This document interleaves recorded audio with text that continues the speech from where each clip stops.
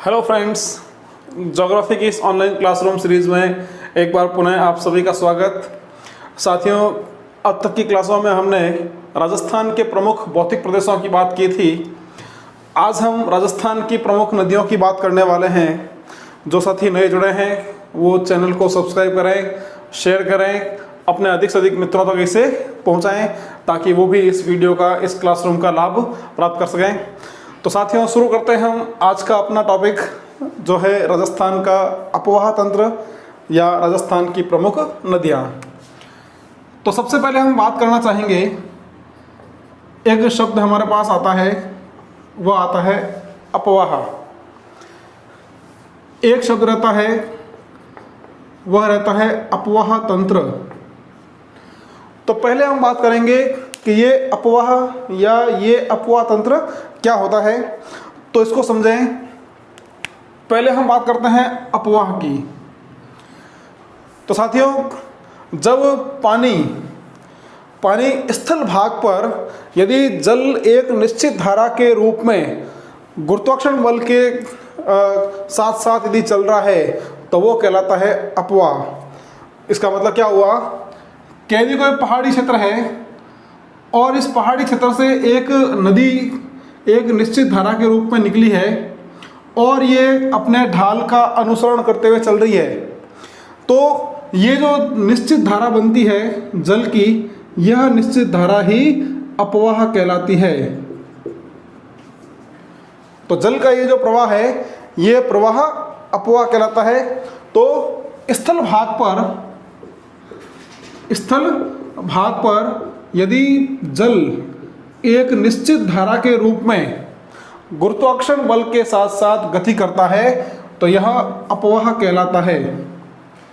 कोई दिक्कत नहीं यहाँ तक। अब यदि इस अपवाह में एक और अपवाह मिल जाता है, यानी एक नदी और आके मिल रही है, इसी तरह इस नदी में एक नदी यहाँ से आके मिल रही है, यहाँ से एक फिर नदी आ रही है, वो नदी इसमें मिल रही है, यानी अब ये खूब सारे अपवाह शामिल हो गए हैं। तो यहाँ जो इन सभी अपवाह का जाल बन रहा है, इस संपूर्ण जाल को कहते हैं अपवाह तंत्र।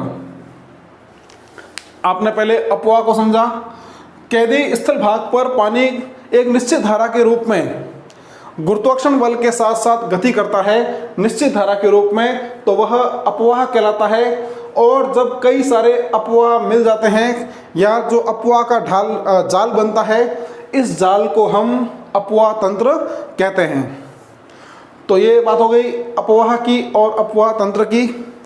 अब ये मान लो पहाड़ी क्षेत्र है, इस पहाड़ी के एक तरफ ये अपवाह तंत्र चल रहा है जो इस दिशा में जा रहा है। अब इस पहाड़ी के एक तरफ यहाँ भी एक अपवाह तंत्र है जो इस दिशा में चल रहा है। ये इसकी सहायक नदी, यहाँ पर एक और इसकी सहायक नदी। तो एक अपवाह तंत्र इस तरफ है जो इस दिशा में जा रहा है, एक इस पहाड़ी के इस तरफ है जो इस दिशा में चल रहा है।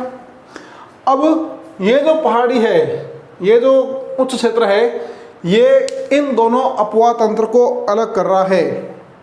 तो दो अपवाह तंत्र को अलग करने वाली जो सीमा होती है, इस सीमा को कहते हैं जल विभाजक रेखा। जल विभाजक रेखा। तो पहली बात हो गई अपवाह की, उसके बाद हमने बात की अपवाह तंत्र की, और तीसरा जो शब्द यहाँ से निकल के आता है वह आता है जल विभाजक रेखा। यानी दो अपवाह तंत्र को अलग करने वाली जो सीमा होती है उसे हम जल विभाजक रेखा कहते हैं। हमने राजस्थान के भौतिक प्रदेश पढ़े थे, तब हमने वहाँ अरावली पर्वतमाला की बात की थी। तो जो अरावली पर्वतमाला है, यह राजस्थान की प्रमुख जल विभाजक रेखा है। इस बात को आपको ध्यान में रखना है। तो यहाँ तक अपवाह तंत्र और जल विभाजक रेखा की हमने बात की है। अब हम देखते हैं कि राजस्थान में कौन कौन से अपवाह तंत्र विद्यमान है और इन अपवाह तंत्र के अंतर्गत कौन कौन सी नदियां हम राजस्थान में पढ़ने वाले हैं। तो राजस्थान में मुख्य रूप से 3 प्रकार के अपवाह तंत्र विद्यमान हैं। अब राजस्थान में अपवा तंत्र, राजस्थान में अपवा तंत्र के प्रकार। तो राजस्थान में 3 तरह के अपवा तंत्र है, जिसमें पहला अपवा तंत्र आता है बंगाल की खाड़ी का अपवा तंत्र, बंगाल की खाड़ी का अपवा तंत्र। उसके बाद दूसरा अपवा तंत्र आता है जो है अरब सागरीय अपवा तंत्र, और तीसरा जो रहता है वह रहता है आंतरिक या अंतःस्थलीय अपवाह तंत्र, अंतःस्थलीय अपवाह तंत्र। तो 3 तरह के अपवाह तंत्र हमारे यहाँ पर है। अब ये अपवाह तंत्र क्या होते हैं इसको आप समझें।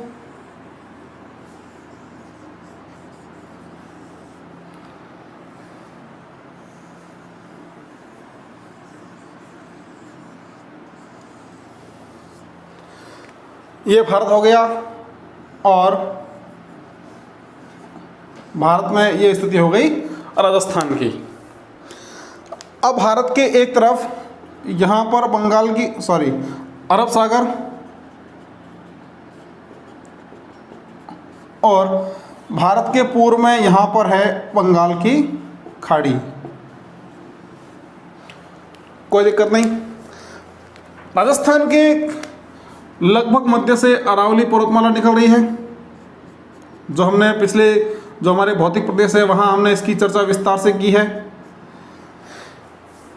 अब राजस्थान की कुछ नदियाँ जो है अरावली से निकलती है या राजस्थान से होकर प्रवाहित होती है, और ये नदियाँ अपना जल जो है अंतिम रूप से अरब सागर में गिराती है। यहाँ पर इस बात का ध्यान दें कि यहाँ जो जलीय क्षेत्र है गुजरात के निकट, यह कहलाता है कच्छ की खाड़ी, और ये जो जलीय क्षेत्र है यह कहलाएगा खंभात की खाड़ी, खंभात की खाड़ी। तो ध्यान रखना, कच्छ की खाड़ी और खंभात की खाड़ी ये दोनों ही अरब सागर के ही भाग हैं।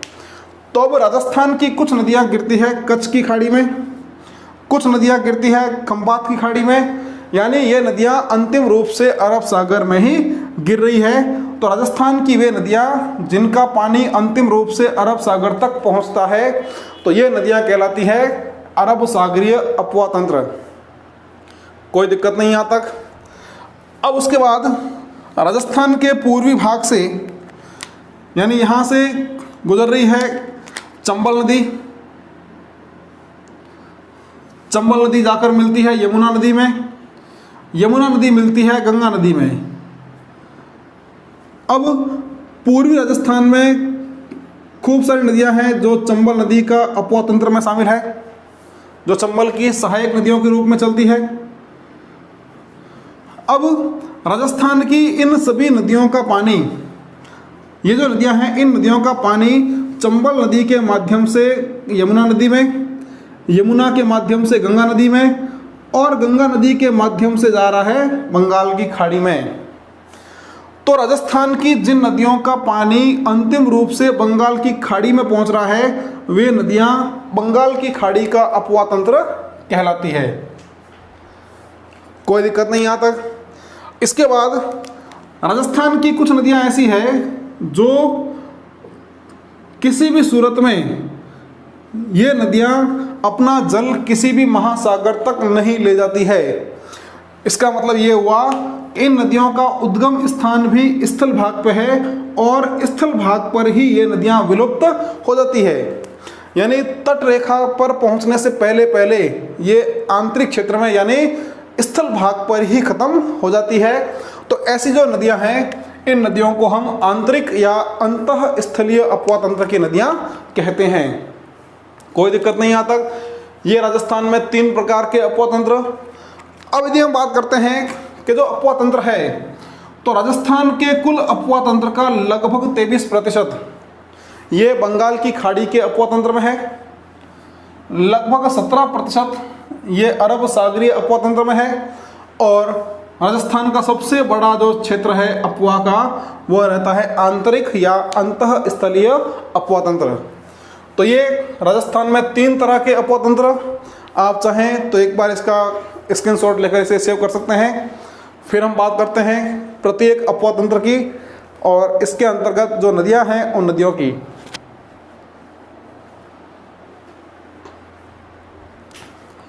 चलिए साथियों, अब हम बात करेंगे राजस्थान के एक एक अपवा तंत्र की, उसमें विद्यमान जो प्रमुख नदियां हैं हम उन नदियों की बात करेंगे।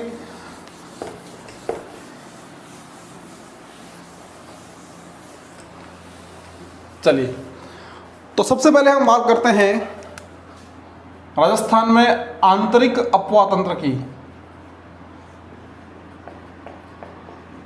आंतरिक अपवाह तंत्र। चलिए, तो हम पहले बात करते हैं आंतरिक अपवा तंत्र जो है इसकी प्रमुख नदियां कौन कौन सी है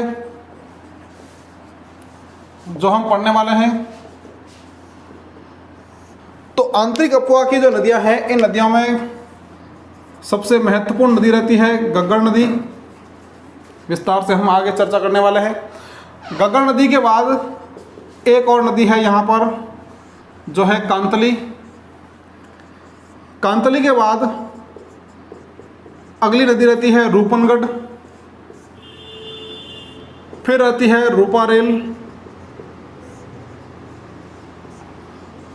उसके बाद रहती है मंथा या मेढा नदी,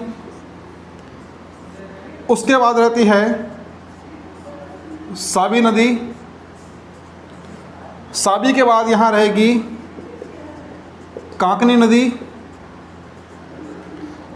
कांकनी के बाद कुकुंद नदी, कुकुंद के बाद अगली रहेगी गोमती नदी,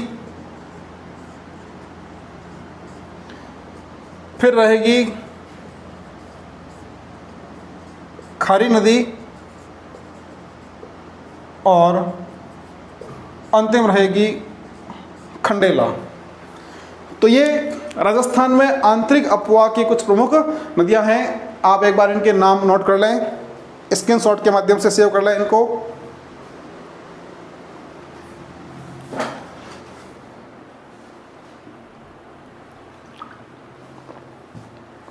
चलिए, यहां तक की बात हो गई आंतरिक अपवा की प्रमुख नदियों की। अब हम इन आंतरिक अपवा में से एक एक नदी को विस्तार से पढ़ते हैं। तो इसी क्रम में हम सबसे पहले बात करेंगे महत्वपूर्ण गग्गड़ नदी की। तो आंतरिक प्रवाह की जो सबसे महत्वपूर्ण नदी रहती है वह रहती है गग्गड़ नदी। तो गग्गड़ नदी जिसे वैदिक काल में कहा जाता था सरस्वती नदी, तो गग्गड़ नदी जिसे सरस्वती नदी के नाम से भी जाना जाता है, वैदिक काल में इसे सरस्वती के नाम से जाना जाता था। अब इसके हम बात करते हैं उद्गम की। तो भारत के उत्तरी भाग में यहाँ पर भारत की एक महत्वपूर्ण पर्वतमाला है जिसे हम हिमालय पर्वतमाला के नाम से जानते हैं। हिमालय पर्वतमाला और यहाँ पर स्थित है प्रमुख राज्य हिमाचल प्रदेश। अब ये जो हिमालय पर्वतमाला है, इस हिमालय पर्वतमाला की 3 समानांतर श्रेणियां हैं। इन समानांतर श्रेणियों में पहला जो रहता है वह रहता है महान हिमालय। तो पहला जो भाग हो गया इसका वो हो गया महान हिमालय। दूसरा जो भाग है इसका, दो श्रेणी है, वह रहती है मध्य हिमालय। और तीसरी और सबसे जो बाहरी श्रेणी है इसे हम कहते हैं शिवालिक श्रेणी। शिवालिक श्रेणी। अब राज्य हो गए हिमाचल प्रदेश। श्रेणी कौन सी हो गई? शिवालिक श्रेणी। और यदि हम स्थान की बात करते हैं तो स्थान रहता है कालका। तो ये जो नदी है ये शिवालिक श्रेणी पर कालका नामक स्थान से इस नदी का उद्गम होता है। राज्य की बात करेंगे तो हिमाचल प्रदेश, तो हिमाचल प्रदेश में शिवालिक श्रेणी पर स्थित कालका नामक स्थान से गग्गड़ नदी का उद्गम होता है। अब यहाँ से निकलती है और यहाँ से निकलने के बाद ये प्रवाहित होगी हरियाणा में, और हरियाणा में बहने के बाद अब ये पहुँच जाएगी राजस्थान के निकट, और राजस्थान के निकट आने के बाद राजस्थान के उत्तर भाग में यहाँ पर दो ज़िले हैं, गंगानगर और हनुमानगढ़। तो कालका से आने के बाद अब ये आएगी हनुमानगढ़ ज़िले में, और हनुमानगढ़ ज़िले में एक स्थान रहता है टिब्बी। टिब्बी तहसील है यहाँ की, तो टिब्बी तहसील में यह राजस्थान में प्रवेश करती है। तो यहाँ तक आप उद्गम की बात कर लें कि इसका जो उद्गम है यह उद्गम कहाँ से, यह उद्गम हो गया कालका नामक स्थान से। कालका कहाँ पर है, हिमाचल प्रदेश में, और जो श्रेणी है पहाड़ों की वह रहती है शिवालिक श्रेणी। शिवालिक श्रेणी किसका भाग है, यह भाग है हिमालय पर्वतमाला का, हिमालय पर्वतमाला का। तो कोई दिक्कत नहीं यहाँ तक। अब ये आ गई राजस्थान में। राजस्थान में प्रवेश कहाँ से कर रही है, ये कर रही है टिब्बी से। तो राजस्थान में प्रवेश करेगी ये टिब्बी नामक स्थान से, टिब्बी के निकट। यहां तक क्लियर हो गया। अब हम बात करते हैं राजस्थान में, कि राजस्थान में ये कैसे प्रभावित होती है और कहां कहां इसका प्रभाव रहता है।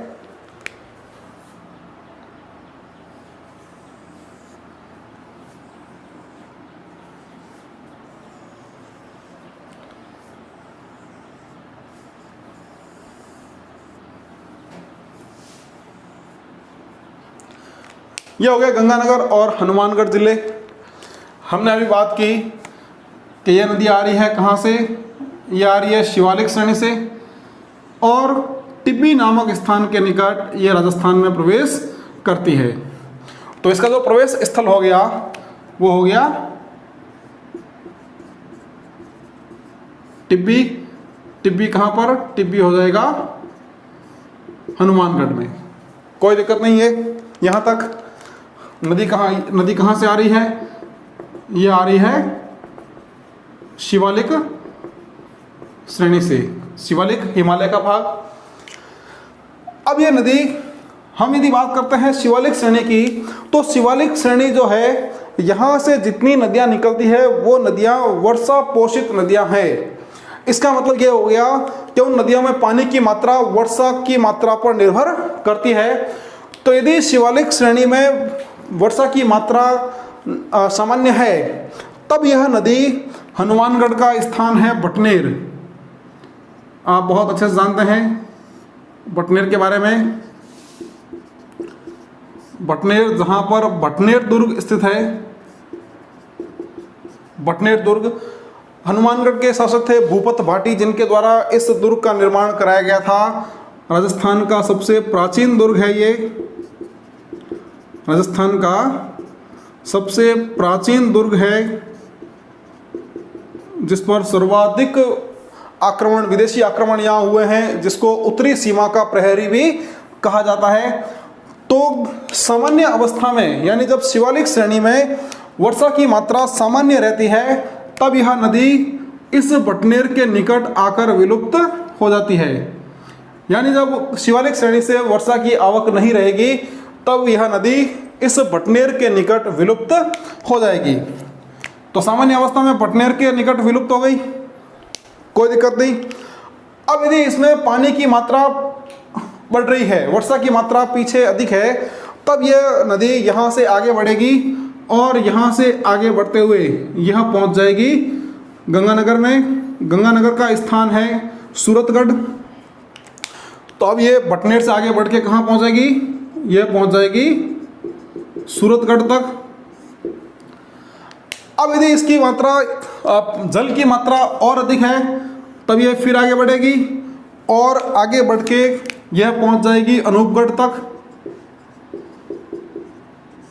अनूपगढ़ भी गंगानगर में। और यदि वर्षा की मात्रा बहुत अधिक आती है तब यह भारत की इस अंतर्राष्ट्रीय सीमा को पार करके पाकिस्तान में चली जाएगी।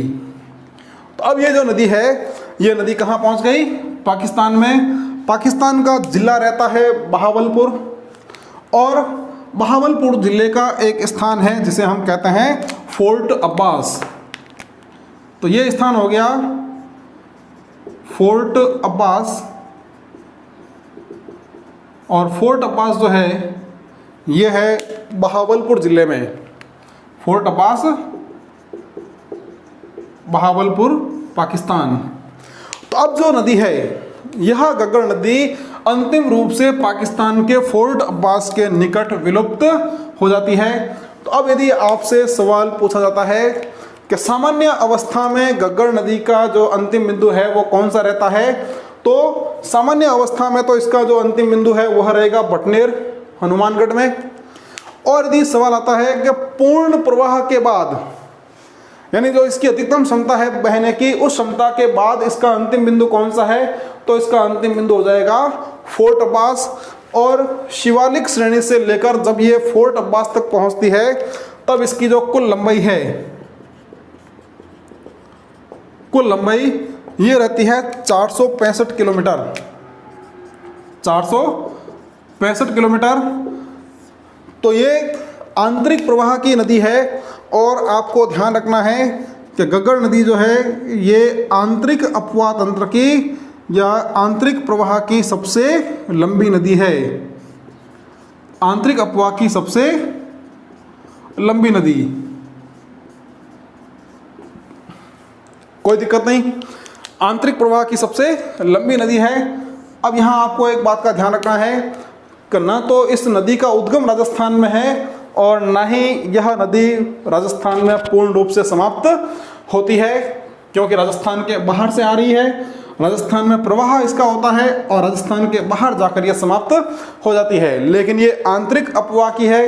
तो राजस्थान में आंतरिक अपवाह की ये सबसे लंबी नदी है। कोई दिक्कत नहीं यहाँ तक, क्लियर? अब ध्यान दें, यदि आपसे सवाल पूछा जाए कि बटनेर दुर्ग जो है यह दुर्ग कौन सी नदी के किनारे है, तो आपका सीधा आंसर रहेगा गग्गर नदी के किनारे। अब गग्गर नदी के किनारे ही हनुमानगढ़ में दो प्रसिद्ध सभ्यताओं का विकास हुआ था। तो दो प्रसिद्ध सभ्यताएं कौन कौन सी है? एक सभ्यता कालीबंगा, सिंधु घाटी सभ्यता का हिस्सा है। तो कालीबंगा की सभ्यता जो है वह सभ्यता इस नदी के किनारे विकसित हुई थी। और दूसरी जो सभ्यता है जिसे हम कहते हैं रंगमहल की सभ्यता, रंगमहल, पीलीबंगा, ये भी हनुमानगढ़ जिले में। तो इस नदी के किनारे कालीबंगा और पीलीबंगा की सभ्यताओं का विकास राजस्थान में हुआ था। और यहाँ रहता है हरियाणा राज्य। तो हरियाणा राज्य में भी एक सभ्यता है जिसका नाम है बनवाली। तो बनवाली की जो सभ्यता है हरियाणा में, यह सभ्यता भी इसी नदी के किनारे विकसित हुई थी। तो तीन सभ्यताएं मुख्य रूप से, कालीबंगा की सभ्यता, तो कालीबंगा जो है हनुमानगढ़ में, रंगमहल या पीलीबंगा की सभ्यता ये भी हनुमानगढ़ में, और बनवाली की सभ्यता ये रहती है हरियाणा के अंदर। तो ये सभी सभ्यताएं गग्गर नदी के किनारे विकसित हुई थी। अब एक और महत्वपूर्ण बात आपको ध्यान रखनी है, हनुमानगढ़ जिले में गग्गर नदी के किनारे एक प्रसिद्ध झील है। इस झील का नाम है तलवाड़ा झील। तलवाड़ा झील। तो तलवाड़ा झील जो है हनुमानगढ़ में गग्गर नदी के किनारे स्थित है। अब जो विशेष बात इस झील की है कि जिस तरह से जो नक्की झील है, जो नक्की झील राजस्थान में सर्वाधिक ऊंचाई पर स्थित झील है, उसी तरह तलवाड़ा झील जो है यह राजस्थान की सबसे नीची झील है। यानी समुद्र तल से सबसे कम ऊंचाई पर स्थित राजस्थान की झील जो है यह रहती है तलवाड़ा झील। राजस्थान की सबसे नीची झील है। तो यहाँ पर आपसे सवाल पूछ सकता है, अच्छा, ये जो नदी है झील है, इस झील का निर्माण घग्गर नदी के पानी से होता है। तो सवाल यदि आ जाए कि तलवाड़ा झील का निर्माण कौन सी नदी से होता है, तो वह नदी हो जाएगी घग्गर नदी। कोई दिक्कत नहीं यहाँ तक। उसके बाद एक और महत्वपूर्ण पॉइंट यहाँ पर है, हनुमानगढ़ जिले का एक कस्बा है जिसका नाम है हनुमानगढ़ जंक्शन। तो यह कस्बा हो गया हनुमानगढ़ जंक्शन। अब क्या विशेषता है इसकी, तो हनुमानगढ़ जंक्शन जो कस्बा है, यह कस्बा घग्गर नदी के तल से नीचे बसा हुआ है। यह घग्गर नदी के तल से नीचे बसा हुआ है। इसका मतलब ये हुआ कि जब भी घग्गर नदी में बाढ़ आती है तो सबसे पहले बाढ़ का पानी इस कस्बे में जाएगा। अब यहाँ पर एक बात समझने की, जो सवाल आपसे किस तरह से पूछ सकता है, यह जो नदी आ रही है, यह नदी कहाँ से आ रही है, शिवालिक श्रेणी से।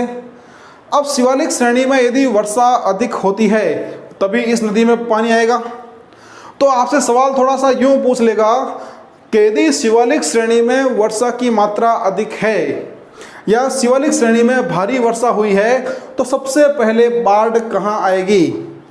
अब शिवालिक श्रेणी में या शिवालिक श्रेणी में वर्षा होने का ये मतलब है कि पानी घग्गर में आएगा और घग्गर नदी में आएगा तो सबसे पहले हनुमानगढ़ जंक्शन में, यह जो कस्बा है, इस कस्बे में बाढ़ का पानी पहुंचेगा। कोई दिक्कत नहीं। अब ये जो नदी है, ये नदी आ रही है शिवालिक श्रेणी से, शिवालिक यानी हिमालय से। तो आपको एक बात का ध्यान रखना है कि राजस्थान में हिमालय क्षेत्र से आने वाली या हिमालय श्रेणी से आने वाली यह एकमात्र नदी है। इसके अलावा राजस्थान में कोई भी नदी हिमालय से नहीं आती। विशेष ध्यान रखना आप कि यह हिमालय क्षेत्र से या हिमालय श्रेणी से राजस्थान में आने वाली एकमात्र नदी है। ये जो नदी है घग्गर नदी के आसपास का जो अपवाह क्षेत्र है, जो उपजाऊ मैदानी क्षेत्र है, इस उपजाऊ मैदानी क्षेत्र को हम कहते हैं नाली या पाट।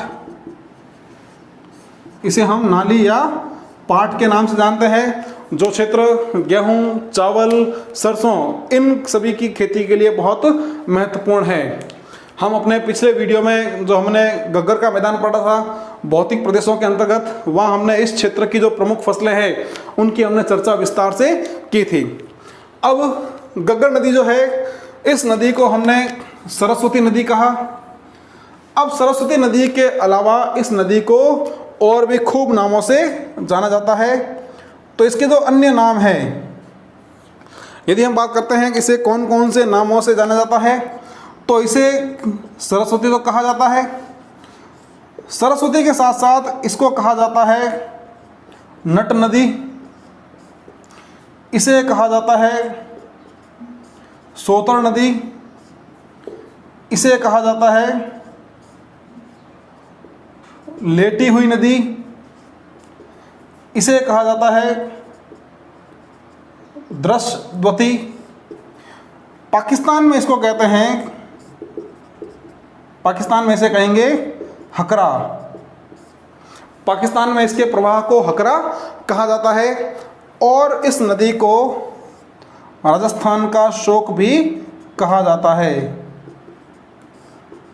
राजस्थान का शोक भी इसे कहा जाता है।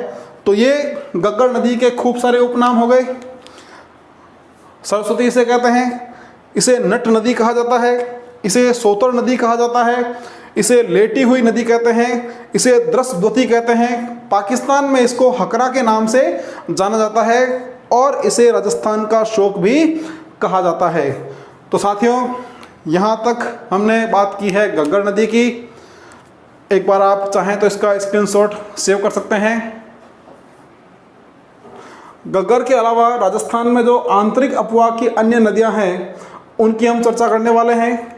और इन अन्य नदियों में जो महत्वपूर्ण नदी रहती है वो है कांतली नदी। तो कांतली जो है राजस्थान के उत्तर भाग में ये शेखावटी के 3 जिले यहाँ पर।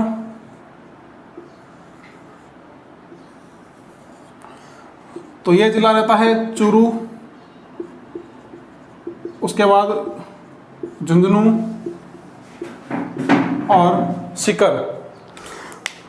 तो जो सीकर जिला है, इस सीकर जिले में महत्वपूर्ण पहाड़ियाँ हैं जिसका नाम है खंडेला की पहाड़ियाँ। खंडेला की पहाड़ियाँ, तो इन खंडेला की पहाड़ियों से जो है कांतल नदी का उद्गम होता है। अब यहाँ से ये नदी निकलती है और यहाँ से निकलकर झुंझुनू जिले को 2 भागों में बांटती है। तो झुंझुनू जिले को 2 भागों में बांटती हुई यह नदी पहुँचती है कहाँ पर? यह पहुँच जाएगी चूरू और झुंझुनू की सीमा पर। और चूरू और झुंझुनू की सीमा पर ये झुंझुनू जिले की सीमा में ही समाप्त हो जाएगी।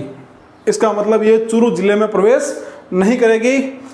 तो खंडेला की पहाड़ियों से निकलकर यह नदी झुंझुनू जिले को 2 भागों में विभाजित करते हुए चूरू झुंझुनू की सीमा पर विलुप्त हो जाती है। अब आपसे सवाल यहाँ ये पूछेगा कि निम्न में से कौन सी नदी झुंझुनू जिले को 2 भागों में बांटती है? तो नदी कौन सी हो जाएगी अपनी? वो हो जाएगी कांतली। तो इसका जो उद्गम हो गया, कांतली का उद्गम कहाँ पे हो गया? ये हो गया खंडेला की पहाड़ियों से। खंडेला की पहाड़ियाँ, सीकर, कोई दिक्कत नहीं। अब इस नदी का उद्गम भी राजस्थान में है, समाप्ति भी राजस्थान में हो रही है। इसकी जो लंबाई है वह लंबाई रहती है लगभग 100 किलोमीटर। लंबाई हो जाएगी इसकी 100 किलोमीटर। तो अब ये उद्गम भी राजस्थान में है, समाप्ति भी राजस्थान में हो रही है और आंतरिक प्रवाह की भी है। तो यदि हम बात करते हैं कि इसका जो प्रवाह है वो प्रवाह कैसा है? वो है पूर्ण आंतरिक प्रवाह। पूर्ण आंतरिक प्रवाह। हमने पिछली क्लास में बात की थी घग्गर नदी की। तो घग्गर नदी जो है वह राजस्थान में आंतरिक अपवाह की सबसे लंबी नदी है, लेकिन उसका उद्गम राजस्थान के बाहर है और उसकी समाप्ति भी राजस्थान के बाहर हो रही है। लेकिन जो कांतली नदी है, तो कांतली का उद्गम भी राजस्थान में है, समाप्ति भी राजस्थान में हो रही है और ये आंतरिक प्रवाह की भी नदी है। तो यदि हम बात करेंगे कि पूर्ण आंतरिक प्रवाह की सबसे लंबी नदी कौन सी? पूर्ण आंतरिक प्रवाह की सबसे लंबी नदी तो वो हो जाएगी कांतली। और केवल सवाल आएगा कि आंतरिक प्रवाह की सबसे लंबी कौन सी? तो आंसर हो जाएगा घग्गर। तो यहाँ पर पूर्ण शब्द लगते ही नदियाँ भी बदल जाएंगी, कोई दिक्कत नहीं। अब सीकर जिले में नीम का थाना क्षेत्र है और नीम का थाना क्षेत्र में इस नदी के किनारे एक प्रसिद्ध सभ्यता का विकास हुआ था जिसे हम कहते हैं गणेश्वर की सभ्यता। तो गणेश्वर की सभ्यता, नीम का थाना, सीकर। तो ये ताम्रयुगीन सभ्यता है। तो ताम्रयुगीन जो सभ्यता है उसमें महत्वपूर्ण सभ्यता गणेश्वर की सभ्यता, और इस गणेश्वर की सभ्यता का विकास इसी नदी के किनारे हुआ है। और कांतली नदी जो है, कांतली के अपवाह क्षेत्र को, जो कांतली का अपवाह क्षेत्र है, इसको हम कहते हैं तोरावटी बेसिन, जिसकी हम चर्चा राजस्थान के भौगोलिक उपनामों में कर चुके हैं। तो ये बात हो गई हमारी कांतली नदी की। चाहे तो आप एक बार इसका स्क्रीनशॉट सेव कर सकते हैं।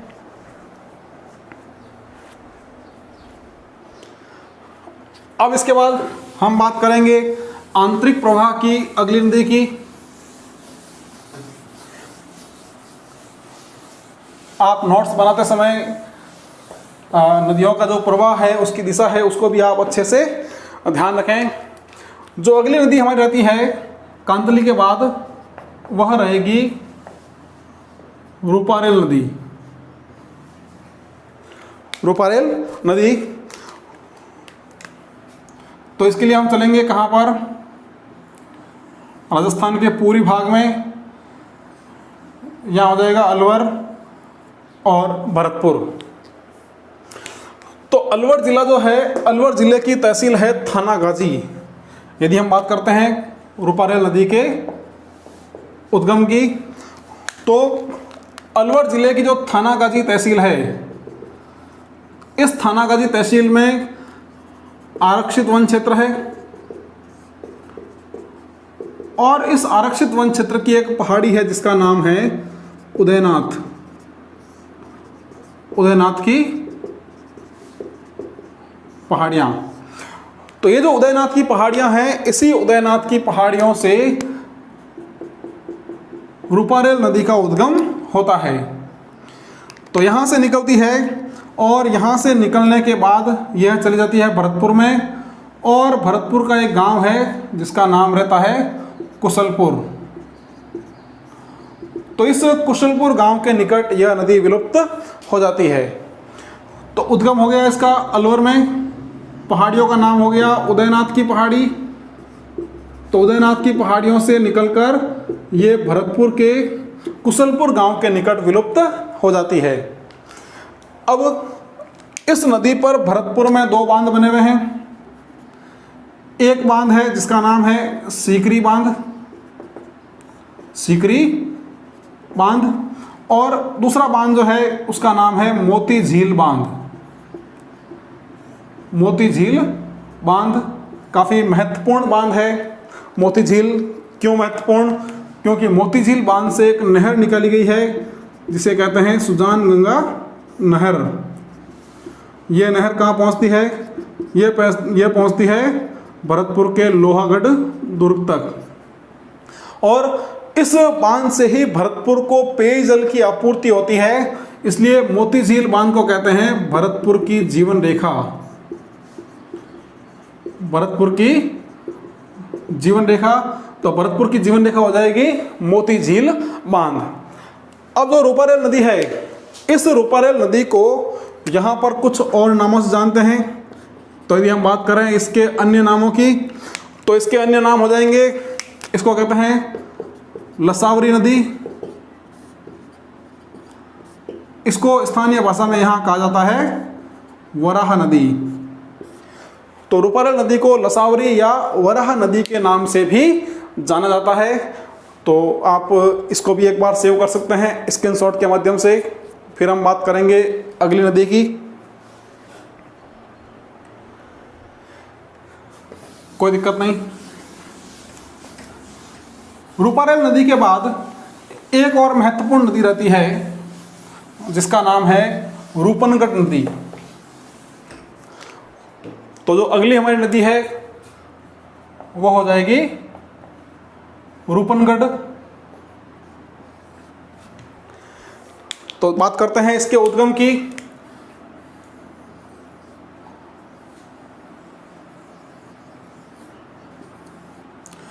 तो अजमेर जिला है और अजमेर जिले में नाग पहाड़ी है। तो नाग पहाड़ी जो है, इस नाग पहाड़ी का आरक्षित वन क्षेत्र, और नाग पहाड़ी के इसी आरक्षित वन क्षेत्र से रूपनगढ़ नदी का उद्गम होता है। अब यहाँ से ये नदी निकलती है और यहाँ से निकलने के बाद ये चलती है उत्तर दिशा की ओर, और यहाँ पर जयपुर जिले में स्थित है सांभर झील। झील कौन सी? सांभर झील राजस्थान में खारे पानी की सबसे बड़ी झील है। तो यह नदी नाग पहाड़ के इस आरक्षित वन क्षेत्र से निकलकर सांभर झील में गिर जाती है। अब सांभर झील में गिर रही है, इसका मतलब ये किसी भी महासागर तक नहीं पहुंच पा रही है। सांभर झील अपने आप में आंतरिक प्रवाह का सबसे बढ़िया उदाहरण है राजस्थान का, क्योंकि राजस्थान की खूब सारी नदियां इसमें आकर गिरती है। हम आगे उसकी बात करेंगे कि कौन कौन सी नदियां जो है सांभर झील में आकर गिरती है। तो उसमें से एक नदी जो है रूपनगढ़, जो इस नाग पहाड़ के आरक्षित वन क्षेत्र से निकलकर सांभर झील में गिर जाती है। अब इस नदी का एक महत्व है, वह महत्व क्या है? इस नदी के किनारे किशनगढ़ के निकट, अजमेर में ही किशनगढ़ के निकट एक प्रसिद्ध स्थान है जिसका नाम है सलेमाबाद। तो यह सलेमाबाद इस नदी के किनारे बसा हुआ है। अब ये सलेमाबाद क्यों महत्वपूर्ण है? यदि हम पढ़ते हैं राजस्थान का कला एवं संस्कृति, जिसमें हम टॉपिक पढ़ेंगे राजस्थान के संत और संप्रदाय, तो एक संप्रदाय आता है, नाम है निम्बार्क संप्रदाय। निम्बार्क संप्रदाय। तो सलेमाबाद जो है यह निम्बार्क संप्रदाय की प्रधान पीठ है। और यदि सवाल हमसे पूछा जाएगा कि निम्बार्क संप्रदाय की प्रधान पीठ कौन सी नदी के किनारे है, तो नदी हो जाएगी रूपनगढ़।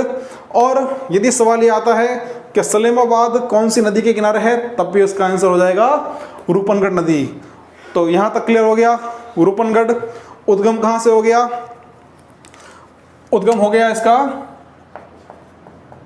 नाग पहाड़ के आरक्षित वन क्षेत्र से। आरक्षित वन क्षेत्र नाग पहाड़ अजमेर, ठीक। और समाप्त कहाँ हो जाएगी ये? समाप्त हो जाएगी ये सांभर झील में। सांभर झील में, कोई दिक्कत नहीं। ये हो गई हमारी एक और नदी रूपनगढ़। इसको भी आप सेव कर लें स्क्रीनशॉट के माध्यम से। अब रूपनगढ़ के बाद हम अगली नदी की बात करेंगे और वह नदी रहेगी साबी नदी। तो अगली हमारी आंतरिक प्रवाह की नदी है, वह रहेगी साबी नदी। तो साबी नदी के लिए हम बात करेंगे जयपुर जिले की। और जयपुर जिले में एक पहाड़ी समूह है, पहाड़ियां हैं जिसे हम कहते हैं सेवर की पहाड़ियां। सेवर की पहाड़ियां। तो इन सेवर की पहाड़ियों से साबी नदी का उद्गम होता है। अब यहां से निकलती है और यहां से निकलकर कहां पहुंच जाती है? यहां से निकलकर पहुंच जाएगी ये हरियाणा में। हरियाणा का जिला है गुरुग्राम और गुरुग्राम जिले का गांव है, नाम है पटौदी। तो हरियाणा के इस पटौदी गांव के निकट यह नदी विलुप्त हो जाती है। तो इसका उद्गम कहां से हो गया? उद्गम हो गया सेवर की पहाड़ियों से। उद्गम सेवर की पहाड़ियां, और सेवर की पहाड़ियां कहां हो जाएगी? जयपुर में। समाप्त कहां हो जाएगी ये? समाप्त होगी पटौदी गांव के निकट। पटौदी गांव हरियाणा, कोई दिक्कत नहीं। अब ध्यान देना मित्रों यहां पर कि यह नदी राजस्थान से उद्गम होती है और राजस्थान से उद्गम होकर हरियाणा की ओर जारी है। तो राजस्थान की आंतरिक प्रवाह की एकमात्र नदी है जो हरियाणा में जाकर विलुप्त होती है। ध्यान रखना, राजस्थान की एकमात्र नदी जो हरियाणा में जाकर विलुप्त होती है तो वो हो जाएगी साबी नदी। अब यदि हम बात करते हैं जयपुर की, तो जयपुर में इस नदी के किनारे एक प्रसिद्ध सभ्यता स्थल है जिसका नाम है जोधपुरा। तो जोधपुरा जो है प्राचीन सभ्यता स्थल, यह सभ्यता स्थल किस नदी के किनारे? ये हो जाएगा साबी नदी के किनारे। कई बार ऐसे सवाल आते हैं नदी और उनके किनारे पर स्थित सभ्यता स्थल की, जहां हमको सुमेलित करने का जो सवाल आता है, एक तरफ आपको 4 नदी के नाम देता है, एक तरफ आपको 4 सभ्यता स्थलों के नाम देगा और उसमें आपको क्रॉस मैचिंग या उसको सुमेलित करना होता है। तो यहाँ पर जोधपुरा जो जयपुर का एक प्रसिद्ध सभ्यता स्थल है जो इस साबी नदी के किनारे स्थित है। तो ये हो गई हमारी साबी नदी। आंतरिक प्रवाह में ऐसी ही छोटी छोटी नदियां हैं, तो आप एक बार इसको भी सेव कर लें स्क्रीनशॉट में।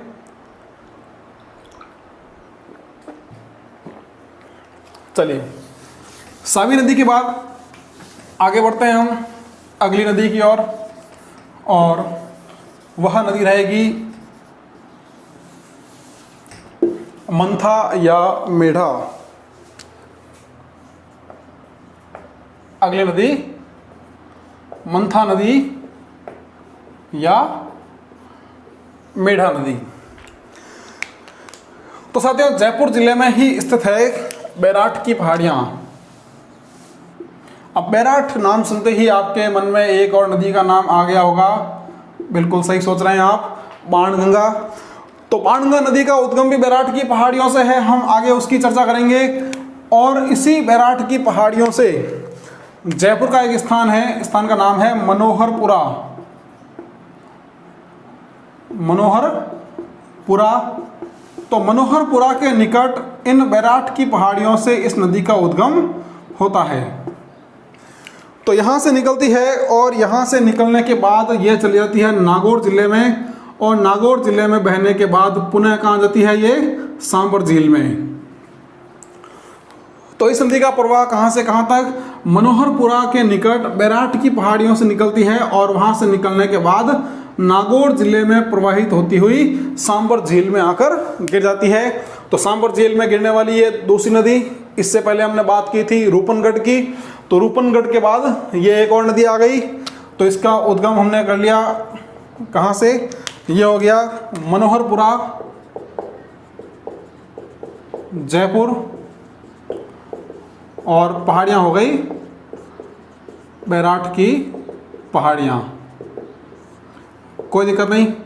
तो मनोहरपुरा के निकट बैराठ की पहाड़ियों से उद्गम, और समाप्त कहाँ हो रही है, ये समाप्त हो रही है सांभर झील में, सांभर झील में।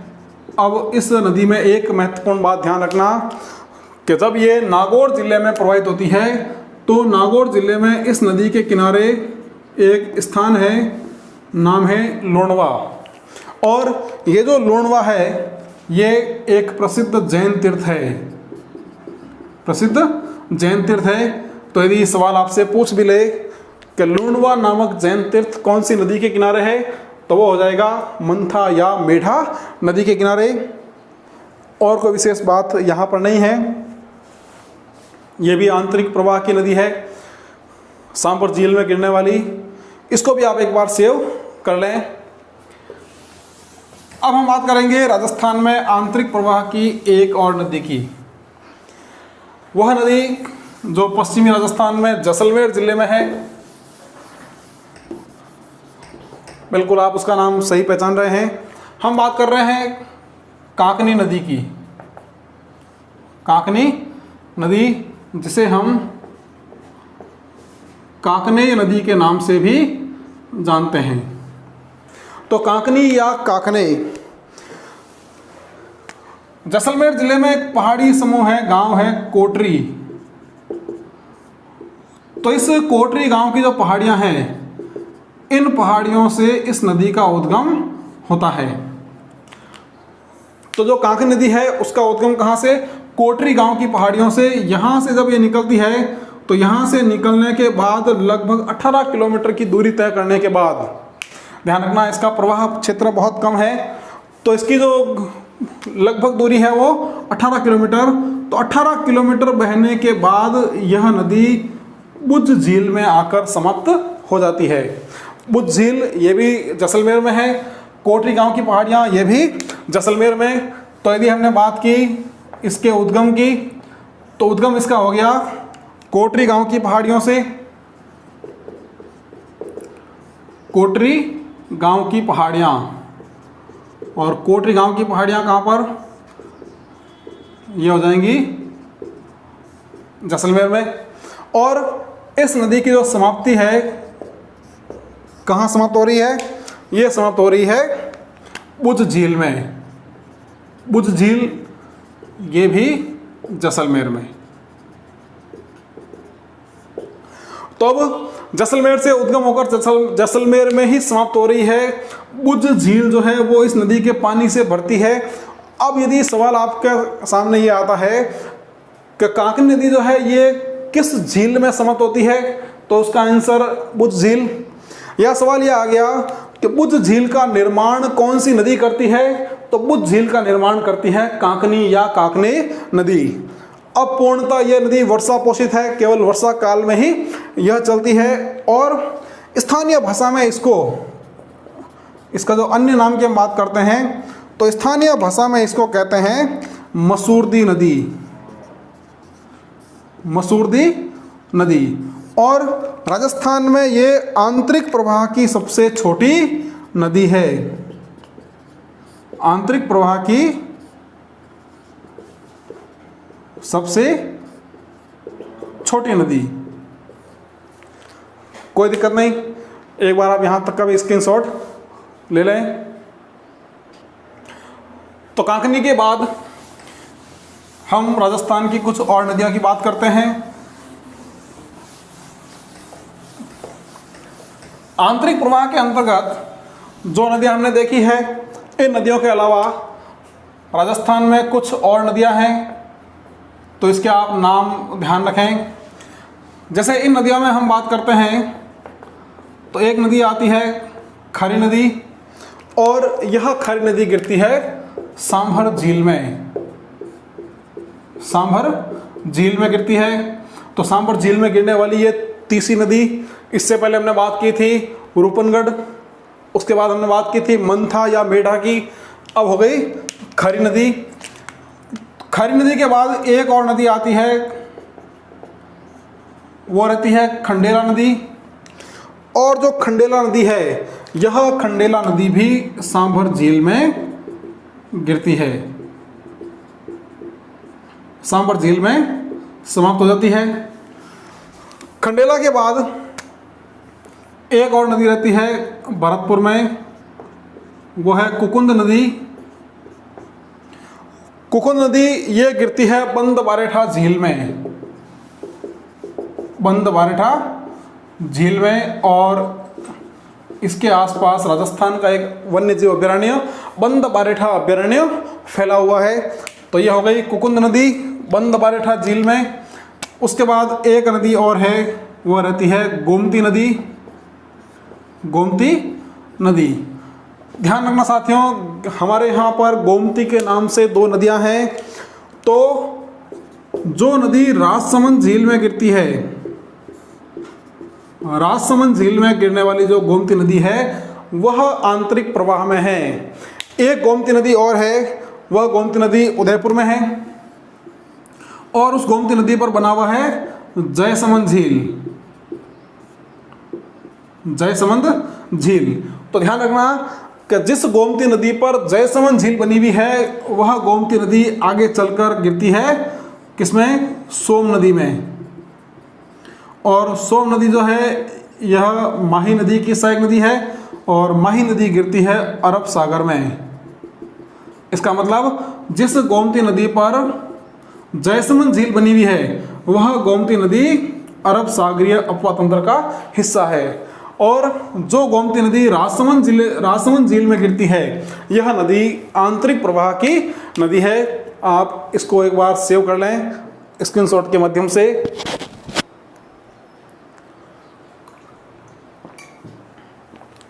तो साथियों, यहाँ तक हमने आज राजस्थान में आंतरिक प्रवाह की और कुछ नदियों की बात की थी।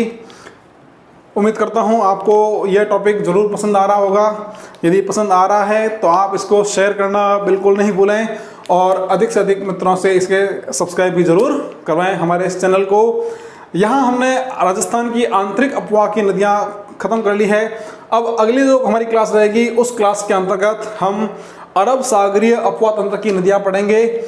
तब तक आप बहुत अच्छे से रहें, इन क्लासों को आप रिवीजन करते रहें। अगली क्लास के साथ बहुत जल्द फिर मिलने वाले हैं। तब तक के लिए बहुत बहुत धन्यवाद। Thank you.